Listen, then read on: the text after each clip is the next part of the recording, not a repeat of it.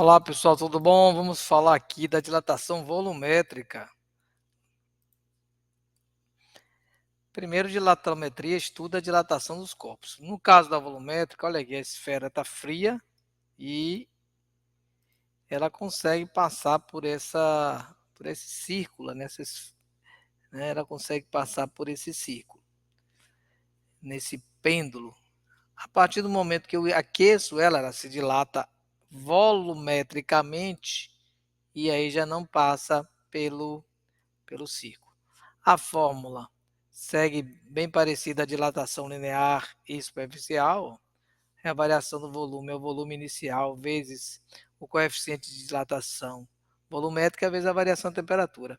Então, você tem aqui esse de azul, fornece energia, né, esse volume de azul, e ele se expande, ele aquece e se dilata. Aqui, querendo encontrar o volume final, você pode usar essa fórmula também, que é deduzida da primeira. E o coeficiente de dilatação volumétrica é 3 vezes o coeficiente de dilatação linear. Né? Então, você pode ter essa relação aqui, ó, alfa sobre 1, que é a dilatação linear, é igual a beta sobre 2, que é a superficial, que é igual a lambda sobre 3, que é a volumétrica. Então, essa é a relação entre os coeficientes que nós estudamos em dilatometria. O problema que nós vamos aplicar é está ligado hoje agora à elevação dos níveis dos oceanos. Isso está comprometendo possivelmente a vida de todo mundo devido ao aquecimento global. Eu vou focar aqui nos dados. Então, você tem uma temperatura aí da água salgada de 20 graus. Olha aqui. E o coeficiente dela é 2 vezes 10 a menos 4 graus recíprocos. Então, você vai, imaginamos aqui uma variação de 4 graus. Qual seria isso em elevação do nível de água? Se o nível inicial seria, vamos imaginar aqui, 20 metros. Caso do problema, né? Então, considere que a tampa não tenha sofrido qualquer tipo de expansão. Em primeiro lugar, a gente vai ter que lembrar de alguns conceitos, né? Já que nós estamos falando aqui de um tanque cilíndrico.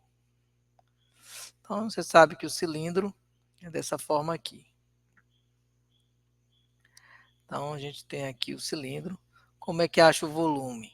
É a área da base vezes H, que é a altura.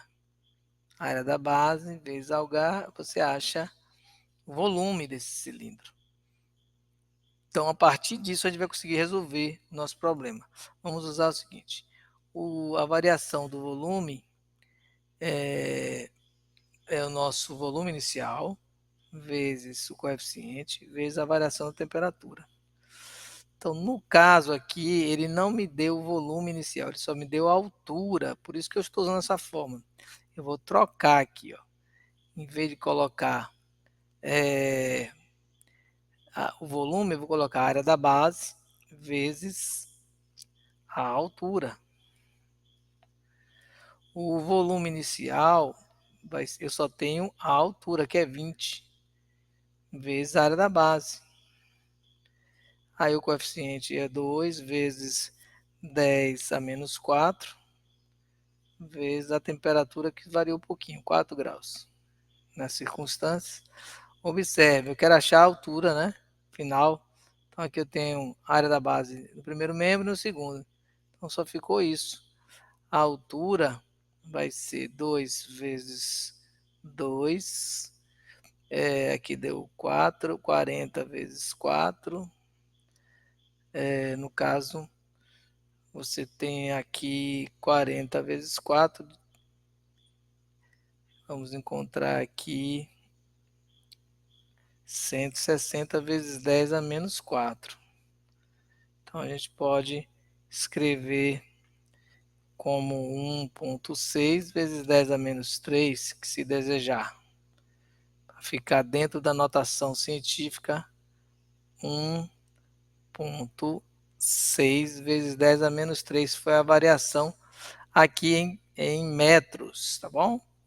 Já que nós estamos usando aqui a unidade de metro, a gente trabalha aqui como metro. Então, a variação, se você quiser trabalhar você pode também correr essa vírgula. Eu estou destacando aqui que essa foi a variação. Então, mas para isso a gente tem que lembrar dessa formulazinha aqui, ó. A área da base vezes a altura me dá o volume. E eu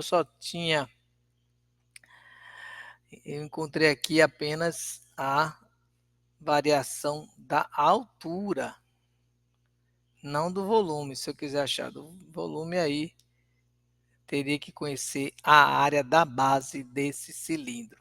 Eu só tenho aqui a variação da altura, tá bom? E aqui a gente fecha essa questão com as referências. Bom, pessoal, falando aqui sobre a dilatação volumétrica. Então, temos um experimento filmado, está aqui no site do CiênciaTube. O link desse site vai estar na descrição do vídeo também, do nosso vídeo aqui.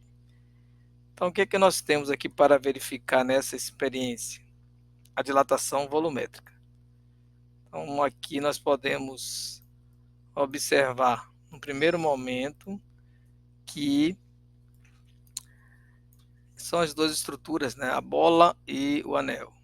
Então, observe que essa bola ou esfera vai passar por esse anel sem nenhuma dificuldade. A fonte de calor está lá atrás, sem uso.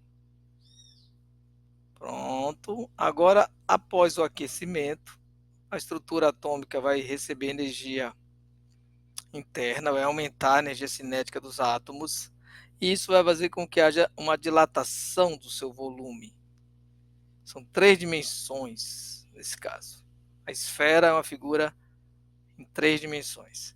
Então agora, quando for tentar agora passar, após esse processo de dilatação, vou tentar passar pelo anel, o que acontece? Não há essa possibilidade por conta da dilatação volumétrica. É essa experiência, pessoal, que fecha assim nosso vídeo. Até a próxima.